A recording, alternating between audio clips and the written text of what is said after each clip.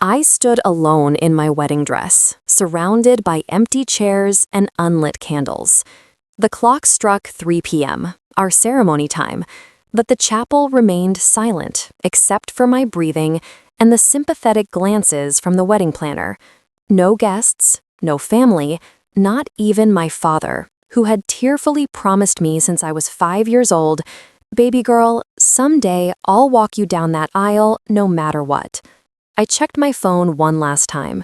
No missed calls, no apologetic texts, just a string of read receipts from the messages I'd sent that morning. What everyone watching my perfect Instagram life didn't know was that behind those carefully filtered photos of family holidays and birthday celebrations lay a truth I'd spent my entire life hiding. A truth about my father, the respected community leader, church deacon, and businessman that would eventually force every single member of my family to choose sides on what should have been the happiest day of my life. This is the story of how I ended up getting married alone, how I discovered what family really means, and the unbelievable twist that happened after I finally stopped protecting people who never protected me. Growing up in a small Connecticut town, the Prescott family name meant something. My father, Richard Prescott, built the most successful insurance firm in 3 counties. Every Sunday, he'd lead the prayer at First Baptist, his deep voice commanding respect as he preached about family values. Mom, Elizabeth, was the perfect partner, heading every PTA and charity committee while maintaining our pristine colonial home on Maple Street. My older brother David followed in Dad's footsteps, business degree, joining the firm, marrying his college sweetheart. My younger sister Abigail was the family princess, talented and charming. Then there was me, Rebecca, the middle child who never quite fit the Prescott mold. I was too quiet, too bookish, not quite pretty enough, according to my grandmother's frequent observations at Sunday dinners. "Rebecca, sit up straight. No man wants a sloucher," she'd say, reaching across the perfectly set table to push my shoulders back. "And for heaven's sake, do something with that hair. It looks like you haven't brushed it in days." Dad would laugh it off. "Now, Mother, Becky's just going through a phase. She'll figure it out." But his eyes would linger on me with disappointment. The worst came during my sophomore year of high school. I'd finally been invited to the annual spring formal by Tyler Matthews, the first boy who'd ever shown interest in me. Dad insisted on driving us to the dance, using the time to interrogate Tyler about his family, his grades, his future plans. When we arrived, Dad placed his hand firmly on Tyler's shoulder. "You take care of my girl now. The Prescott name means something in this town." Then he looked at me with a tight smile. "And Rebecca, remember what we talked about. Best behavior." I nodded, humiliated, but used to it. What I didn't expect was for him to show up at the dance an hour later as a volunteer chaperone. He spent the night watching us, stepping in whenever Tyler and I danced too close. By midnight, Tyler was avoiding me, and Monday at school, the whispers started. "Prescott's daughter needs a babysitter." I didn't get asked to another dance for 2 years. Despite these moments, I craved Dad's approval. The rare occasions when I earned his proud smile felt like winning the lottery, like when I got accepted to Cornell, his alma mater, on a partial scholarship. He took me to dinner, just the 2 of us, and made a toast. To Rebecca, who's finally finding her way. That night, he made his grand gesture, the one he'd repeat countless times over the years. "When you get married someday, Rebecca, I promise I'll be there to walk you down that aisle. It's the most important thing a father can do for his daughter. I wouldn't miss it for the world." I believed him every time he said it. What none of them knew, what I'd discovered accidentally during my senior year of high school, was the secret that would eventually shatter our family facade. I'd been using Dad's office computer to print a term paper when an email notification popped up. The sender's name, Jessica, meant nothing to me, but the preview text froze me in place. "Missing you terribly. The kids asked about you again." I shouldn't have clicked it, but I did. And in that moment, I discovered my father's second family in Hartford, a woman he'd been seeing for 12 years and their 2 children, half-siblings I never knew existed.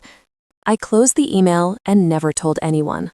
The weight of that knowledge followed me through college, through my first job, and eventually to New York City, where I met Michael, the man who would help me finally face the truth about the Prescott family legacy. When Michael proposed after 2 years together, I said yes without hesitation. He was everything my family wasn't: honest, supportive, and unconcerned with appearances. We decided on a small ceremony in my hometown, partly because his family was scattered across the country, and partly because, despite everything, I still wanted that walk down the aisle with my father. I called Dad personally to share the news.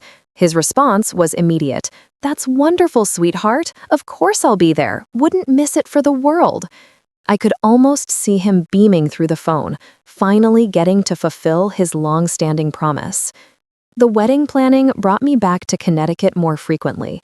Mom threw herself into arrangements, delighted to showcase the Prescott family once more. "Everyone who's anyone will be there," she kept saying, expanding our modest guest list to include Dad's business associates and church friends. 3 months before the wedding, during a tasting at the country club, Dad pulled me aside. "Rebecca, I've been thinking, why don't we make this a real event? Let me cover the costs. We can move it to the grand ballroom, add a string quartet, the works." "Dad, Michael and I want something simple," I protested. He squeezed my shoulder. "Nonsense. My only daughter's wedding deserves the best. Consider it my gift." Before I could argue further, he was already on the phone with the club manager, upgrading everything. What started as an intimate gathering for 50 suddenly ballooned to over 200 guests, most of whom I barely knew. Meanwhile, my secret knowledge weighed heavier. Twice during venue visits, I spotted Dad taking calls, stepping away with that familiar expression I now recognized, the one he wore when contacting his other family. Once, I even heard him say, "I can't that weekend, my daughter's getting married." A month before the wedding, during my final dress fitting, Mom mentioned casually, "Your father's been working such long hours lately. The Hartford office is having some troubles." The Hartford office, where his other family lived. I gripped the fitting room door to steady myself. "Is everything okay?" I asked, trying to sound casual. "Oh, you know your father, always making sure everything's perfect." She adjusted my veil. "Just like he wants your day to be perfect." The week of the wedding, tensions escalated. Dad insisted on an elaborate rehearsal dinner at the Greystone, the most expensive restaurant in town. Michael's parents, modest people from Nebraska, looked uncomfortable surrounded by crystal and 5 courses they didn't recognize. "Your father certainly knows how to make an impression," Michael's mom whispered to me. When the bill came, Michael's dad tried to contribute. Dad waved him off dismissively. "Please, this is nothing. I've got it covered." Michael squeezed my hand under the table, sensing my discomfort. Later that night in our hotel room, Michael finally said what I'd been afraid to acknowledge. "Your dad is trying to buy something with all this, Becca. What is it?" I broke down and told him everything about the email, the second family, the years of silence. "So he's been living a double life all this time?" Michael was stunned. "And no one in your family knows?" "I don't think so," I whispered. "And now he's spending all this money, making this huge show of being the perfect father?" My voice cracked. "What if it's guilt? What if he's trying to compensate?" Michael held me as I cried. "What do you want to do?" "I don't know," I admitted. "Part of me wants to confront him, but another part still wants that walk down the aisle. Is that pathetic?" "It's human," Michael said. The day before the wedding, everything unraveled. I overheard Dad arguing on the phone in his study. "I said I can't, Jessica. This is my daughter's wedding. No, my real daughter." My blood ran cold. Real daughter. As if his other children were somehow less real. When he emerged, I was standing there trembling. He paled momentarily before composing himself. "Rebecca, just handling some last-minute business." Business, right, I said flatly. Everything okay, sweetheart? Pre-wedding jitters? He tried to pat my cheek, but I flinched away. I need to ask you something, Dad. Will you be at my wedding tomorrow? Really be there? What kind of question is that? Of course I will. Haven't I always promised? I stared at him, searching for any sign he understood the weight of my question. Finding none, I nodded and walked away, leaving him looking confused in the hallway of the house built on lies. That night, I couldn't sleep. By dawn, I'd made my decision. The morning of my wedding dawned perfect. Clear blue skies, gentle breeze, temperature in the mid-70s. A storybook day for the storybook wedding my father had orchestrated. My bridesmaids, childhood friends who drifted away but were roped back in for appearances, fluttered around the bridal suite at the chapel. Mom supervised the makeup artist, insisting my look be classic, not trendy. The photographer Dad hired, who normally shot for Boston Society magazines, directed us through posed champagne toasts and staged laughter. At noon, 3 hours before the ceremony, I received the first text. It was from David. Running late, traffic on I-95. Be there ASA. Then Abigail. Having car trouble. Don't worry, working it out. By 1 o'clock, neither had arrived. The makeup artist finished and left. The photographer wandered off to capture details of the empty reception hall. Mom disappeared to check on arrangements, her code for micromanaging the florist. At 1:30, I texted Dad, "Where is everyone?" His response came quickly. "Slight delay, handling a situation, don't worry." But I did worry, especially when Mom returned, her smile too bright, her eyes darting nervously. "Your father's been held up at the office. Emergency with a client. He'll be here soon." "The office has closed on Saturdays," I said. "Well, this client." She trailed off, rearranging items on the vanity that didn't need rearranging. By 2:30, with the ceremony scheduled for 3, panic set in. No father, no siblings. Even Mom kept disappearing for urgent calls. The wedding coordinator knocked timidly, informing us guests were arriving, the few who weren't connected to my immediate family. "Should we delay?" she asked. Mom answered before I could. "Just 30 minutes. Everything's fine." When she left again, I checked my phone and saw the truth. A Facebook check-in from David at a golf course 3 states away.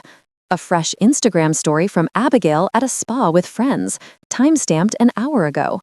And most damning of all, a text meant for Mom that Dad had accidentally sent to our family group chat, then quickly deleted, but not before I saw it. "Situation escalating with Jay. Can't leave now. Stall Rebecca." In that moment, something broke inside me. Years of maintaining the Prescott family facade, of protecting my father's secret, of diminishing myself to fit their expectations, it all collapsed.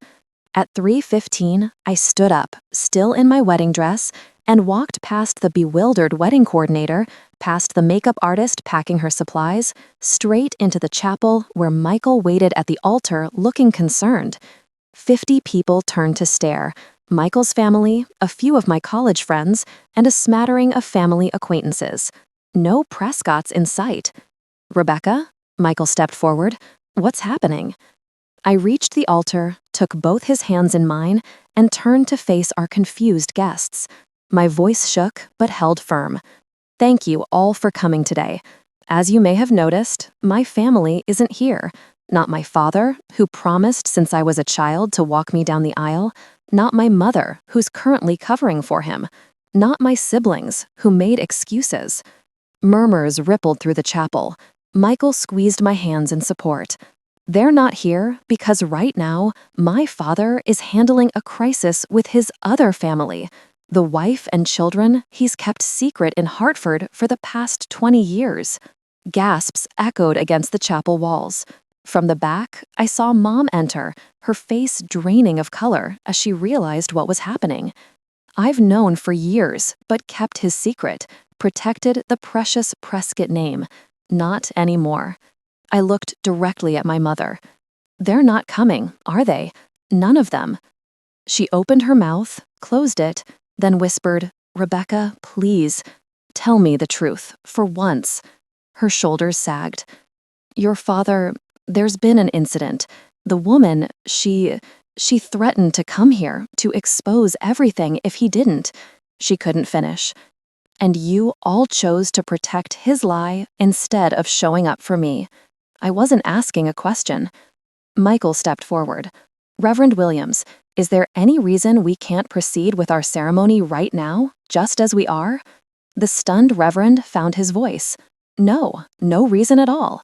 "Rebecca," Michael turned to me, "I'll marry you right now. No waiting, no pretense. Just us and the people who actually showed up." Through tears, I nodded. As we took our positions, Mom slipped out the back door, phone already pressed to her ear, no doubt reporting to Dad that the Prescott family secret was finally, irrevocably exposed. The ceremony lasted barely 15 minutes. No father-daughter dance, no elaborate toasts, no grand entrance to the reception.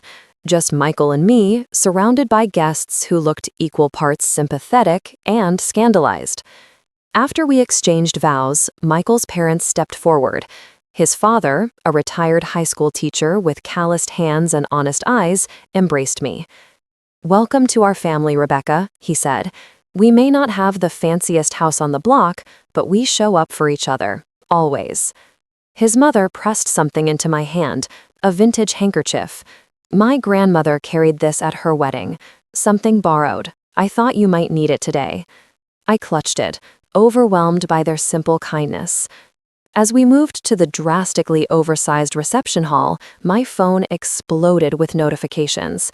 Dad calling repeatedly, Mom sending increasingly desperate texts, but also unexpected messages from extended family members, cousins, aunts, uncles, expressing shock, support, or in some cases, confirmation. "Always suspected something wasn't right with Richard's business trips," wrote my mother's sister, Aunt Caroline. "I saw him once in Hartford with a woman and children," admitted my cousin Thomas. "He claimed they were clients. I knew better but didn't know how to tell anyone." Most surprising was the message from a number I didn't recognize. "This is Jessica. We should talk." Michael saw me staring at my phone. "You don't have to respond to any of that right now," he said gently. "I think I do," I replied, "at least to her." While our small group of guests dined at tables meant for hundreds, I stepped outside and called Jessica. The conversation changed everything. "I never knew about you either," she said, her voice tired but steady. "Not until your high school graduation. Richard had a photo of you in your cap and gown. When I asked, he said you were his business partner's daughter, but something felt off." She discovered the truth shortly after, that she was the second family, not the first, that Richard had been married to my mother for 5 years before meeting her, that he'd been maintaining separate lives ever since. "I confronted him many times over the years," Jessica continued. "He always promised to leave your mother, to make our family official. Then came excuse after excuse." "Why stay?" I asked, without judgment. "At first, love, then children, then fear of what starting over would mean. Sound familiar?" It did. My mother's life in a nutshell. "What happened today?" I needed to know. Jessica sighed. "My son, your half-brother, turned 16 yesterday. Richard promised to be at his celebration but canceled last minute because of your wedding. My son was devastated. He finally demanded to know why his father is always disappearing. I couldn't lie anymore." Richard had spent the morning trying to contain the situation as Jessica's son threatened to find the Prescott family himself to expose everything. In the end, Richard chose to stay in Hartford to protect his secret from one family while abandoning his obligations to the other. "I'm sorry about your wedding," Jessica said. "I'm not," I realized, "not anymore." When I returned to the reception, Michael was clearing tables alongside his parents. No Prescott would be caught doing such menial work, but the three of them laughed together as they stacked plates, comfortable in their authenticity. Over the next few weeks, the carefully constructed Prescott family image disintegrated. Dad's business partners distanced themselves. The church board requested his resignation. Hartford friends discovered the Connecticut family. Connecticut friends discovered the Hartford family. Both sides felt betrayed. I met Jessica and my half-siblings, James and Lily, a month after the wedding.